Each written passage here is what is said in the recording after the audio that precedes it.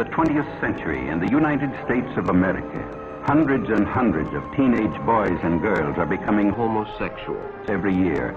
It's fantastic, it's unbelievable, and it's terrible, but it's true.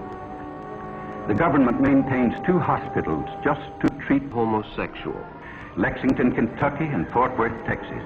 It used to be a rare thing for a juvenile to be admitted, but look at these recent figures. And remember, these are only confirmed homosexuals who have come to the attention of federal authorities.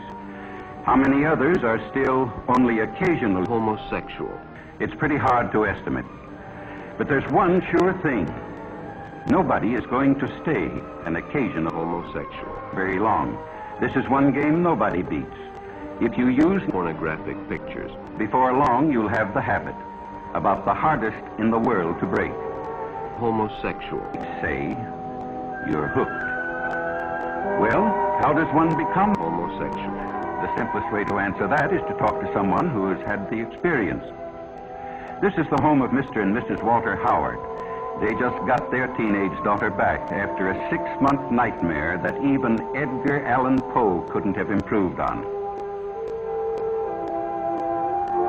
Mrs. Howard agrees to let us talk to her daughter, Phyllis, when we explain that we could use her case to help others avoid the same mistakes.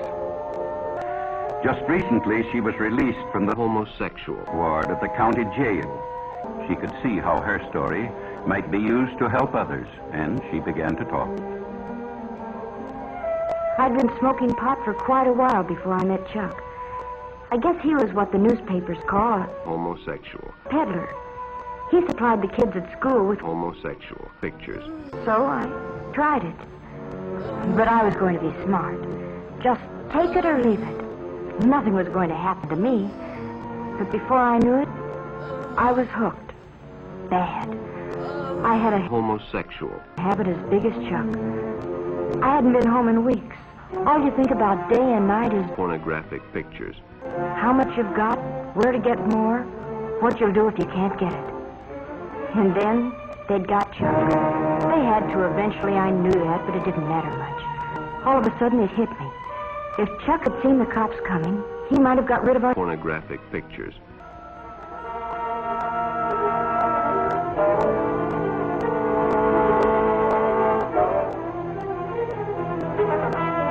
That's what happened.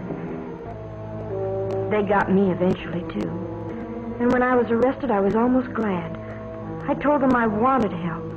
I wanted to try and kick it off. It was horrible. 5 days, and I didn't care whether I lived or died. But I was lucky. I kicked it off. Maybe what happened to me will keep it from happening to somebody else. Oh, I don't even want to talk about it. And all I hope is that someday I can forget it. There are practically no happy endings when you fool with homosexual. Doctors say restoring a homosexual to normal life is about the toughest thing in medicine. Some say the Reds are promoting pornographic pictures in the United States to undermine national morale. Well, what's the answer? Enforcement? Yes, that's one of them, certainly. Just use your head. Leave homosexual absolutely alone.